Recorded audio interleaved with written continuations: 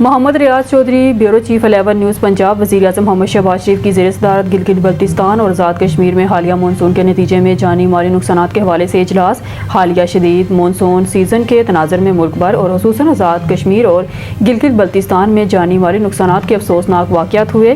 متاثرہ علاقوں اور عوام سے اظہار یکجہتی کے لیے جلد گلگت بلتستان کا دورہ کروں گا۔ شدید موسمی صورتحال کے نقصانات سے بچاؤ کے لیے محکمہ موسمیات کی پیشگی اطلاعات کے نظام کو ہنگامی بنیادوں پر مؤثر اور فعال بنایا جائے۔ وزیر اعظم